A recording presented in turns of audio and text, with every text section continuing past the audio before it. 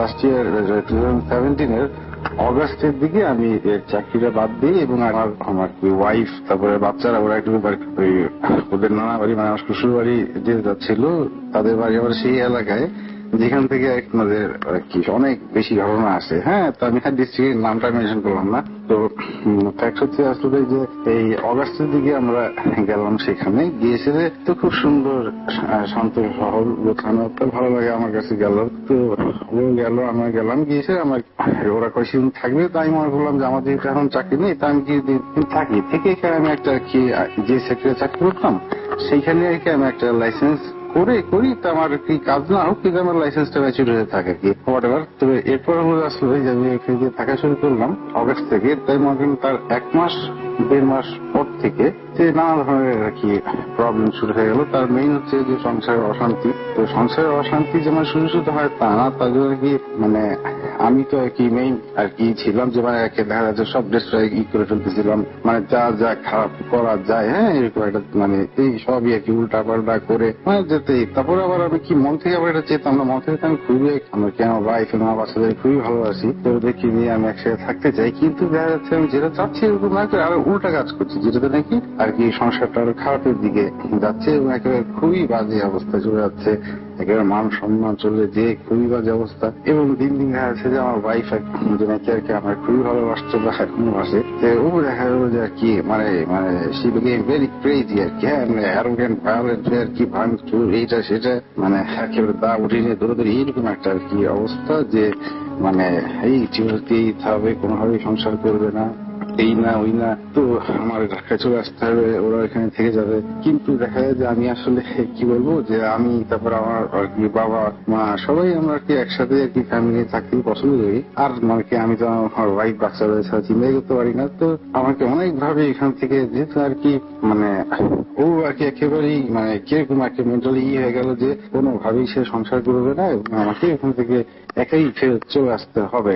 তো আর আমি এরকম একটা কাজ করতেছিলাম যে আর কি ওখানে সুন্দর যে থাকবো তা না, সে আর কি আমার চলে যেতে বলারই কথা। তারপরেও দেখা গেল যে হয়তো ভালোবাসাটা বা যে কোনো কারণেই আর কি আমি এক আসতেছিলাম না। আমার কথা হলে আমি যাবো, কিন্তু আমি অবশ্যই তোমাদের নিয়ে যাবো এনি হাও, এবং ইনশাল্লাহ যেহেতু আমার নিয়ে ধরলো আল্লাহ আমার সাথে থাকবেন। তো এই করে করে তো আমরা যখন থাকলাম দেখা গেল রাসেল ভাই আসলে কিছু মানে এটার ভিতরে যে কোনো অন্য কোনো বিষয় আসতে পারে এটার কি আমার আইডিয়া ছিল না। আমি ধারণা করছি যে আমি তো নানা প্রবলেম করছি, এই কারণে হচ্ছে। কিন্তু দেখা গেল আসলে যে আমরা আর কি যেমন ফ্যাক্ট আমি বলি যে সে আজ মানে রাত্রি ঘুমাচ্ছি আমার আর কি ভালো সুন্দর আর কি নতুন ফ্যান, হ্যাঁ আর কি এমন না যে ফ্যানে খুব প্রেশার পড়ে ম্যাক্সিমাম টাইম বেশি জায়গাতে, তারপরেও মনে করেন যে ফ্যান ছেড়েছি এই ঘুমে আসি রাতের বেলা হঠাৎ করে অনেক শীতে ঘুম ভাঙলো, দেখলাম যে ফ্যানটা খুলে আমার আমি তো খাটের মানে কি রাইট সাইডে শুয়েছি আর লেফট সাইডে আমার ওয়াইফ বাচ্চা ওরা, তো ফ্যানটা খুলে আমার হাঁটুর উপরে পড়ে মাটিতে পড়ে ঘুরতেছে মানে, এবং দেখলাম যে ফ্যানটা লাগানো সব ঠিকই রকম আর কি ছিল, মানে আমি দেখে যা মনে হয়েছে আর কি। তো এরকম একটা হলো, তো আমি ফ্যানটাই করলাম। আমি ভালো না আল্লাহ বাঁচাইছে, যদি বাচ্চাদের গায়ে পড়তো তো মানে কে অবস্থা হতো আল্লাহ মাফ করছে। কিন্তু আমার ভাই বললো যে আসলে বাবু যেরকম হচ্ছে এটা তো আসলে ভালো জিনিস হচ্ছে না, যে অন্যরকম মনে হচ্ছে। তো হোয়াট এভার আমি ওরা তো ওই এলাকার লোকজন এগুলো একটু বেশি বলে, তো আমি এরকম আর কি দিলাম না যে দূরে বাদ দাও। তো তারপরে আমরা আবার আরেক জায়গায় গিয়ে ওদের এখানে আর কি মাঝখানে একটা হোটেলে আমরা আর কি বাচ্চা বাচ্চা নিয়ে থাকলাম কিছুদিন। তো আর কি খুব সুন্দর আর কি ওইখানের যে 3-4টা বেস্ট হোটেলের ভিতরে একটা, তো ওইখানে থাকছি 2 দিন। তো ওইখানে যে এক্সস্টার ফ্যান থাকে যে ওয়াশরুমে, তো আমি সেই করছি যে তো ওইখানে আমি দেখা গেল সেই ট্রিক করে অথবা এই আপনার ফ্রেশ হয়ে যেখানে তারপরে এক্সস্টার ফ্যানটা ছেড়ে দিই। তো আমি যেখানটায় দাঁড়িয়ে আর কি মানে সেই ভাই হই সেইখানটাই আমি থেকে আমি আমার ওয়াইফকে বললাম যে ওই করো তো একটু এক্সস্টার ফ্যানটা ছেড়ে দাও। তো ও আর কি বাচ্চাদের বসাতে না কি জানি সাথে দেরি করতেছে, তো আমি আবার বাথরুমের দরজায় এসে উকি দিয়ে বাইরের সুইচ থেকে এক্সস্টার ফ্যানটা অন করলাম। এক্সস্টার ফ্যানটা অন করে দুইটার শব্দ, তো বাথরুমের ভিতরে তাকিয়ে দেখি যে আমি যে জায়গাটায় দাঁড়িয়েছিলাম সেই জায়গাটায় এক্সস্টার ফ্যান এই ওয়ালের থেকে খুলে ছিটকে এসে আর কি পড়ছে। মানে আমি যদি ফ্যানে থাকতাম হ্যাঁ মানে আর কি আই কুড বি হিটেড আর কি। তো এটা আর কি আমি ও দেখে তো আরো ভয় পেয়ে গেল যে এই দেখ এটাও তার একটা ব্যাড ইয়ে আর কি। তো এই হোটেলের লোকজন আনলাম তো সবাই এসে অবাক যে স্যার কি হয় এই কি খুলে আসে। হ্যাঁ আমি বললাম নিশ্চয়ই কোনো প্রবলেম ছিল এই জন্য তো হয়েছে, না তো কোনো কারণ হতে পারে না। কিন্তু আমার ওয়াইফ আর কি বলতেছে যে না এটা তো কিন্তু আর একটা কোনো খারাপ কিছু হচ্ছে। আমি বললাম যে কি হচ্ছে এটা, বলে যে দেখা যায় যে মানুষকে যখন খুশি পালন করে বান মারে তখন এইগুলা হয়। তাই আমি বললাম যে তোমাদের তিসরের শেষ নাই। তো এরপরে দেখা গেল আমার বিভিন্ন গেঞ্জি জামার এগুলো আর কি কোনা কাটা বা এইটি। তারপরে আমি শুয়ে আসি, ঘুম থেকে উঠে তোষকের নিচে এখানে দেখা যাচ্ছে যে আপনার কালো চুল গিট দেয়া, তারপরে কালো সুতা গিট দিয়ে কিরকম একটা পুতুলের শেপ বানানো, তারপরে মানে যা যা আর কি আপনার এই কালো কাপড়ের গিট দেয় এগুলো মানে কিন্তু শেষ নেই আর কি। হ্যাঁ তো আমি তো ওটাই করিনি, কিন্তু আর কি বলতেছিল যেটা খুব খারাপ, এটি খুব খারাপ হচ্ছে। তো আসলে কি মানে তুমি তো থাকলে মানে আসলে তোমার আরো সমস্যা হবে, তুমি চলে যাও। তো আমি বললাম যে না আমি মাঝখান থেকে কেন চলে যাবো, একসাথে আমরা যাবো। কিন্তু আবার আমি কাজ এমন করতেছি না যে আর কি যেটা নাকি ফ্যামিলির জন্য আর কি কোনো মানে পজিটিভ দিক নিয়ে আসতেছে। আমার কাজ এমন আসতেছে যা নাকি সব নেগেটিভ হচ্ছে, কিন্তু আমি একদমই এরকম করার কথা না।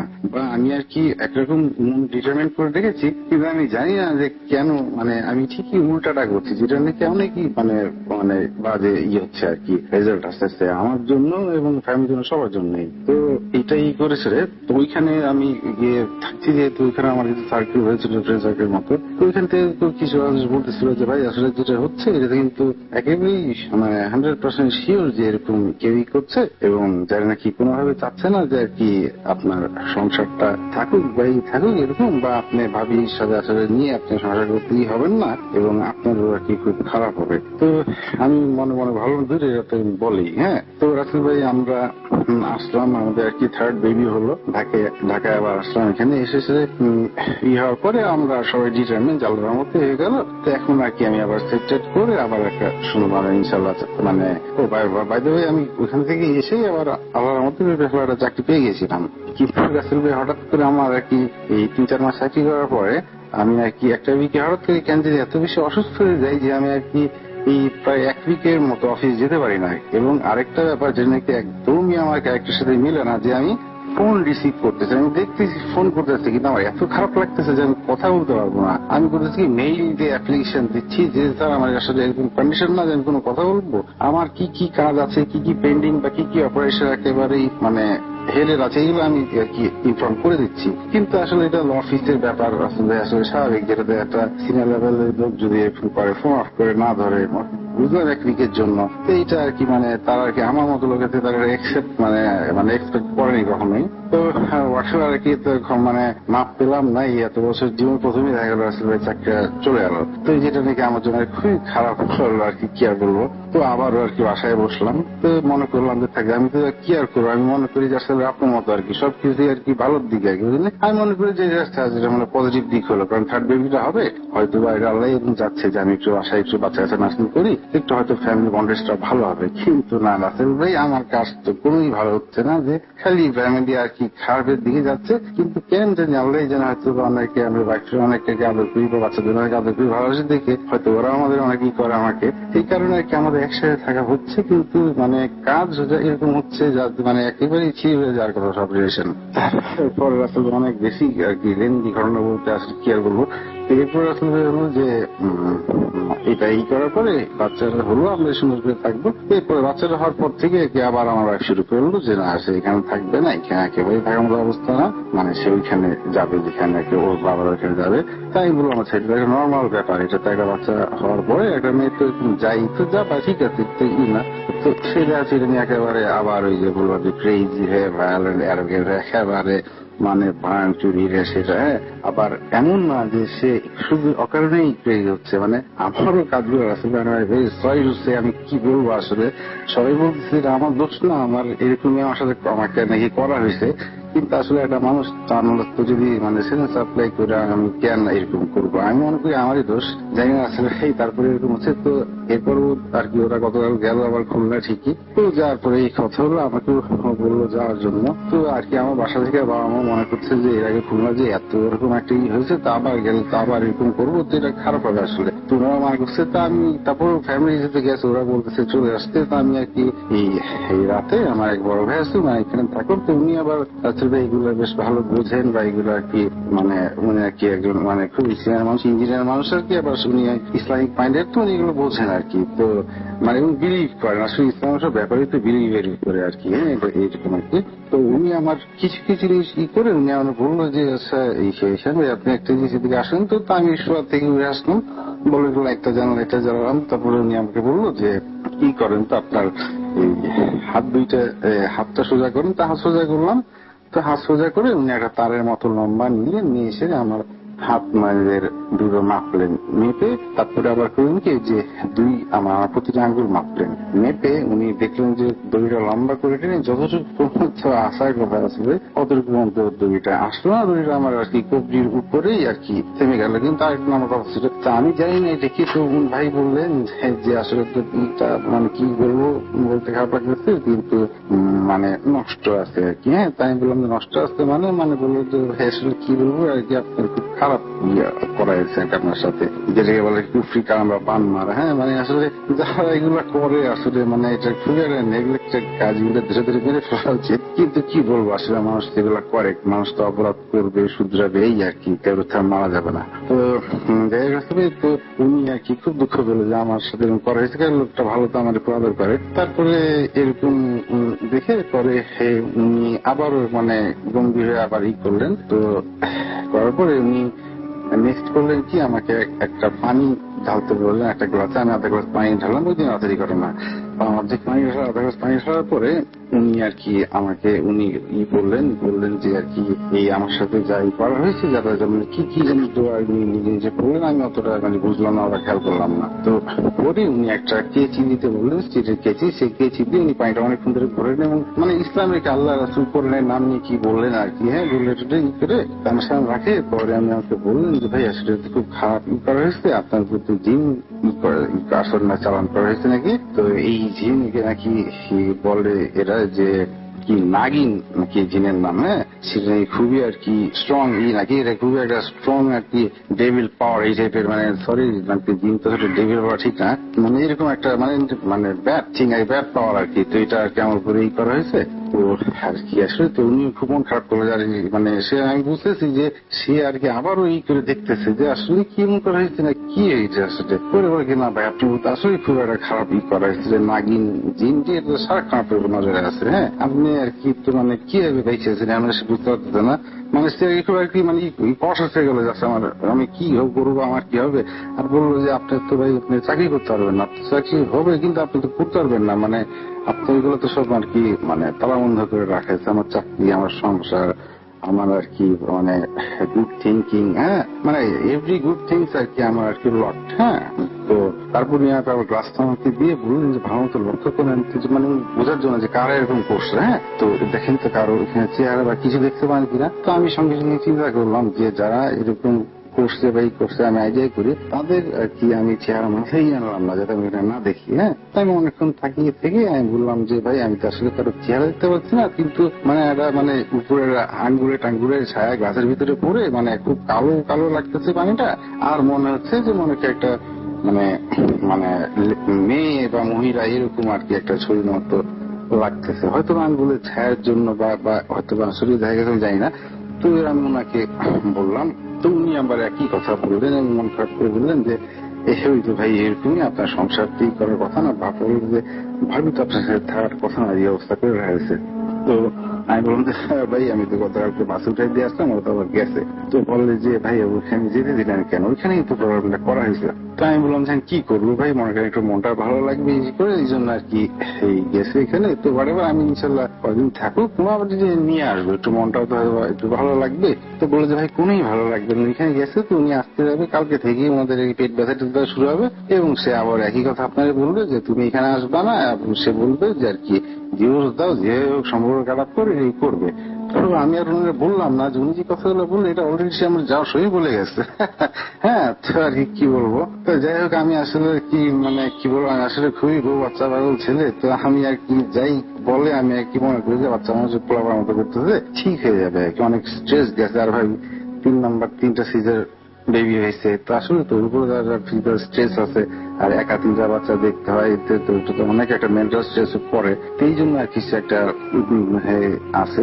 তো উনি বললো যে ভাই আর কোনো কিছু হয়েছে। তো আমি আবার একটা জিনিস বললাম যে ভাই একটা জিনিস আমরা বলিনি, আমার থার্ড বেবিটা হওয়ার পরে আমরা যে নাকি হসপিটাল থেকে বাসায় এসেছি তার পরের দিন একটা ব্যাপার হলো যে আমি আর কি আমি যে বালিশ নিয়ে শুই সেই বালিশ আমি বাড়ি দিয়ে গুছাচ্ছি। তো হঠাৎ করে দেখলাম যে হাতে কি লাগলো। তো হাতে ধরে ধরে দেখি যে বালিশের ভিতরে একটা বেশ বড় একটা অনেক বড় একটা পেরেক, লোহার পেরেক রাখা। এই বালিশটা আমি অনেক বছর ধরে ইউজ করি, কিন্তু লোহার পেরেক রাখতে আগেও বুঝতাম, তাহলে কি রিসেন্টলি কেউ রাখতে কি আসবে কি হবে। তো কি বলবো রাতুল ভাই, আমাদের ঢাকায় এবং ওইখানে কি যারা নাকি ক্রাইম সাসপেক্ট, হ্যাঁ, তারা আবার সবাই ছিল মাঝখানে আশেপাশ দিয়ে বাসায়, বুঝছেন, আমরাও ছিলাম না। তো এই জন্য আর কি বুঝতেছি না আসলে কি হচ্ছে।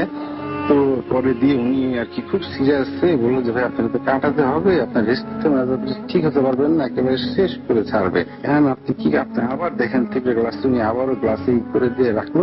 রাখার পরে বললো যে ভাই দেখেন তো কি দেখেন, একটু খেয়াল করেন চুপ করে। তো আমি ভাবলার মতো খেয়াল করলাম। খেয়াল করে আমার কাছে মনে হলো যে গ্লাসের নিচে কি যে ময়লা টলার কারণে আমি বললাম যে ওই যে মাকড়সা জালের মতো লাগতেছে। তো উনিও আর কি অত এরকমই গেস করতেছিলেন হয়তো বা জানি না। তো উনি দেখে উনি বললেন যে হ্যাঁ ভাই আসলে খুব একটা খারাপ করা হয়েছে, এবং এটা শুধু আপনার উপরে না, এটা তো ভাই ভাবির উপরে খুব ডেঞ্জারাস ভাবে করা যাবে, দুজনের উপরে।